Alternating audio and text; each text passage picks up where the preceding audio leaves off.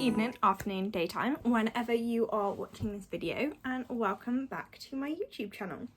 So we are back in another different setup again. I'm currently now on the floor where you are propped up on 5 books and a candle, propping my phone up, which I can see is slowly slipping. But basically, I've just finished work and I wanted to quickly get this video filmed as it's already the 4th of December and I didn't get around to it at the weekend. Bad booktubing. Bear with me.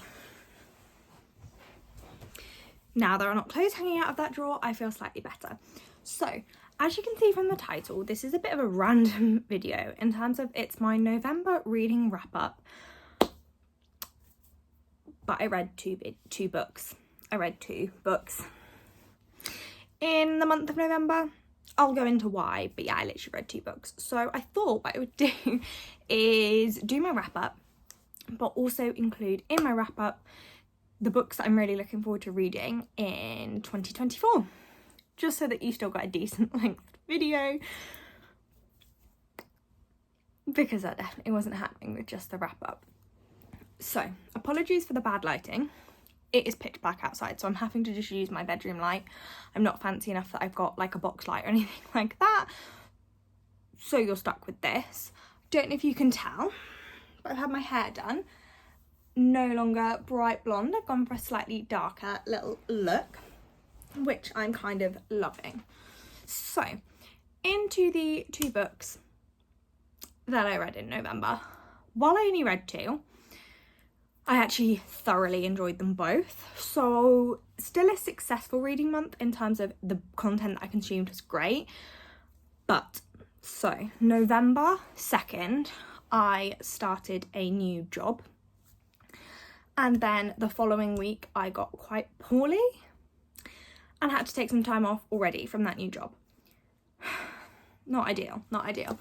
So I think just starting a new job, getting to know new people, I just less time for reading, and I was getting home and I was just kind of tired. I'm a Celebrity has started, so that takes up most evenings. So just depending on what time I finish everything else, depends on whether I get reading in before that or not. So November was just a bit of a hectic one. I also really tried to branch out my genres, and I really wanted to get into really wanted to get into fantasy books. So I started Once Upon a Broken Heart by Stephanie Garber, and I was really enjoying it, or I was enjoying it more than I thought I was going to, and then I stopped enjoying it. Or not stopped enjoying it, but I found myself in a slump. I was so slumpy, I didn't want to pick a book up, I had no interest in reading, and I kind of stopped. So for like the first half of November, I didn't read a thing, which is so unlike me, like so unlike me. So maybe fantasy just really isn't for me. Maybe I'll give it another go in 24, but like right now I'm just going to prioritise reading. I've still got 4 books left to read to meet my 50 books of the year goal on Goodreads. Sorry, I'm shifting loads because I'm literally on my knees, and maybe this was not the best filming angle, but we move. So the first book I read and finished in November was Love Redesigned by Lauren Asher. Now, I love her writing, have recently just raved about the Dirty Air series, and have read the Dreamland Billionaire series, as you can see them next to my Magnolia Parks collection on my shelf.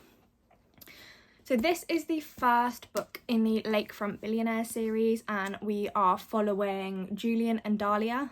I believe that's how I'm pronouncing her name. If I'm wrong, please correct me in the comments, but that is how I pronounced it when I was reading it. Julian Lopez.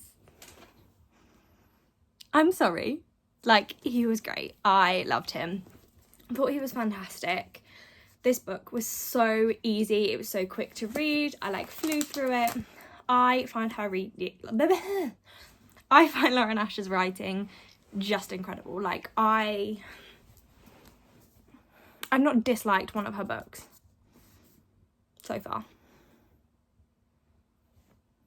I like her writing, I enjoy the characters she creates, I like the backstory. We got to see Cal and Alana from Final Offer in this book, and I just thought that that was really cute. Lake Wisteria was a beautiful setting. We've got this adorable, bear with. We've got this adorable map in the front page, which has got all the different places so you could really visualize what you were reading. Loved it. Absolutely adored it. I gave this one 4 stars, so it was great. Really loved it. So that was my first book in November. And then swiftly moving on to the last book that I read in November, we have Mile High by Liz Tom Ford. Now, BookTube, BookTok, Bookstagram told me that this book was bad. They told me that Xander's was just like misogynistic the entire way through and that he had no character development. Like all the reviews I read, sorry, fixing the camera again. All the reviews I read were so scathing about him. So I was like, oh, we're just going to get through this one so we can get to the right move and read about Ryan Shea. Okay, to begin with, he's definitely got unattractive boyish qualities about him, 100%. But this man's character development, people are so missing the point here. I think way too many people are DNFing this before they've even got to his character. Like, it is a thick book, 100%, but I'm a thick book girly. I know some people aren't, but I am. So, it's a thick book. If you DNF it within the first, 100 pages, you are nowhere near his character development. Evan Xanders is fantastic when you let him develop the way Liz Tom Ford wanted him to develop. So if you've DNF'd this book and then loved Ryan Shea, go back, give Xanders a full proper chance, please. Please. So yeah, this was also a 4-star book for me. I have since, in December, read and finished Right Move. The Right Move. We'll talk about that at the end of December. But so far, the first book in the Windy City series was fantastic. Really enjoyed it. Would highly recommend everyone else to actually give it a go and don't DNF it right at the beginning. Like, come on, please. So yeah, they were the 2 books that I read. We are now at the end of everything that I read in the month of November. Just loving the fact that you can see my dog. My picture of me and my grandma in the background here. Very cute.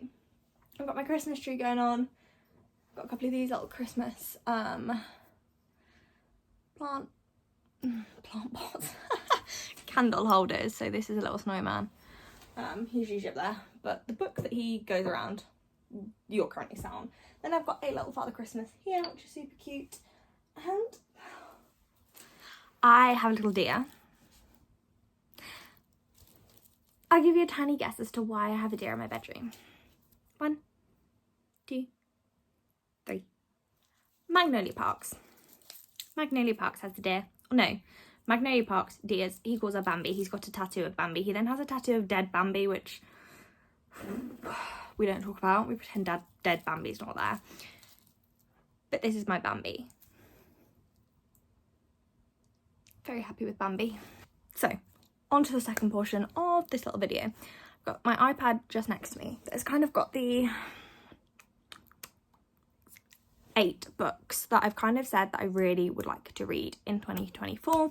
These are new releases from authors that I've already read. So I know there are going to be so many books that come out in 2024 that are not authors I've read before, are not part of series I've read. Like, there could be some standalones, who knows.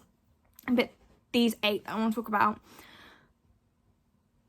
are like my top 8 because I've read stuff from these authors before. These are either continuations in series or new series that are starting, that kind of thing. So, we kick off. My most anticipated book of 2024 comes out in February of 2024. Again, can we guess what it is? Yes, it is Magnolia Parks Into the Dark by Jessa Hastings. This is the 3rd and final book in Magnolia's portion of the story.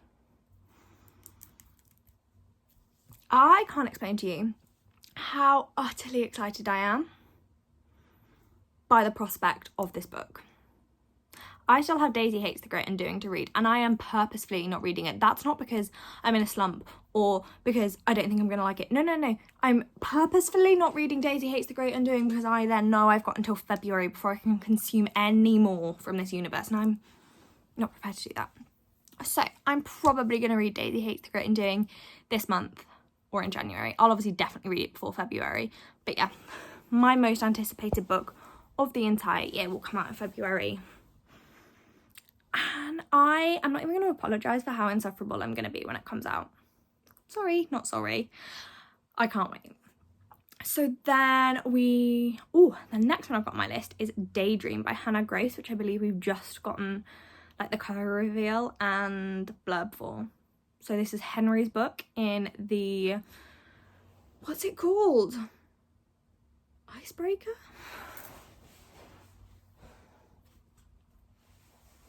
The Icebreaker series? I know it's got a name, but I cannot for the life of me remember it. So we're going with the Icebreaker series. You all know which one I'm on about. We've got Icebreaker and Wildfire out so far, and we've got Daydream coming out next year. So far I've loved Hannah Grace's writing. I know some people didn't like Wildfire as much, but I believe I still gave that one a 5-star. I think. May have been a 4-star, but still really loved it. So cannot wait for that to come out. Like, very excited. The next one that I've got on my list is Wild Love by Elsie Silver. Now, I don't know much about this other than I know it's set in the little town that Sloane and Jasper visit in their book. Correct me in the comments if I'm wrong, but I believe that's what I've read. So other than that, I basically know nothing. There may be stuff out about this book, but I've kind of just seen that it's coming, and it's an Elsie Silver book. And I'm already missing Elsie Silver and her world and her characters. So that one is strong. It's strong on the list. For 2024. We then move on to This Summer Will Be Different by Carly Fortune. This Summer Will Be Different. Now, controversial, I know. Some people say that Carly Fortune's first book was kind of a rip-off of another book, but I've not read that other book. I've only ever read Carly's one, and I loved Every Summer After. Gave it 5 stars, absolutely adored it. I then read her next one, cannot remember the name right now, and I can't be bothered to turn back around. That one wasn't as good. I think I gave that one 3 stars. Enjoyable, nothing groundbreaking. So we'll definitely want to give This Summer Will Be Different a go and see what it's about. I've literally not read the blurb, nothing like that. I've just seen that it is coming. Sorry, just fixing my hair because I feel like I look like a mess that's just come home from work. So yeah, really looking forward to that one. I then have Play Along by Liz Tomford. So that is going to be book 4 in the Windy City series. Now, I've not even read the 3rd book yet, but I'm hoping to get caught up for Christmas. It's on the list, so we'll see. Yeah, so I'm hoping to get that one for Christmas, and then I will definitely want to get Play Along as soon as it comes out. So that is on the list. And then we have book 6, I believe, is Taming 7 by Chloe Walsh. And again, I've not even finished the books that are in this series. So I've read Binding and Keeping 13, and then I have Saving and Redeeming 6? Redeeming and Saving. I believe that's the next 2. Again, ask for those for Christmas, so hopefully we're going to get those, but I already know I'm going to love them. And then Taming 7 is Claire and Gibbsy's story. If you've read the series, you already know how much you want to read Claire and Gibbsy, so highly anticipated, cannot wait for it to come out. And then the next 2 are by the same author, so we've got 2 books by Monica Murphy coming up here. The first one is called Lonely for You. No, the first one is called Lonely for You Only. Slightly poetic sounding title, not sure how I feel about it, but this is a continuation in the Lancaster Prep series. Scarlett Lancaster? Again, could be wrong, but I just know it's a continuation in that series, and the Lancaster Prep series is my guilty pleasure. I know some people say it's way too spicy or smart, no plot. I actually do like the plots in them and enjoy a spicy book. So I love the rich people drama of a prep school. So I love them. I eat them up. I think they're super fun. So 100% cannot wait for that book to come out and get stuck in. And then the next one she's got is All My Kisses for You. Now this is not necessarily a Lancaster prep book. This is a spin-off series, which I'm guessing we're going to see more of. But this one is Crew and Wren from A Million Kisses in Your Lifetime's daughter. Now, I loved A Million Kisses in Your Lifetime. I tried reading the novella, was not a fan. Didn't like that at all. Was a waste of £4, in my opinion, unfortunately. I just didn't think it was necessary. But hey-ho, cannot wait to read about their daughter. Think that's going to be absolutely epic. So, bring on 2024. Like, honestly, bring on 2024. I think some of the books that are coming out, even just Magnolia Parks, Into the Dark on its own, makes 2024 probably one of my favourite years. I cannot wait to read it. So yeah, they are the 8 books that I'm really looking forward to, plus the 2 books that I read in November. Sorry for the slightly chaotic video. My fidgeting, my moving, my bad lighting, the fact that I look kind of a mess, the fact that it was only 2 books in a reading wrap up. All of those things, much apologies. I will try and do a better one in December. I'll have been off. I get about 10 days off of work. So I'll try and film a slightly better one. But I'm planning to get this edited and up tomorrow. Because I know I've not posted in ages. Because again, starting a new job has just meant I've just not filmed. So thank you so much if you have stuck with me and watched this entirely chaotic video kind of play out. Please tell me you like my hair. Even if you don't think it looks any different, please just tell me you do, because I'm in love with it and I hope you are too.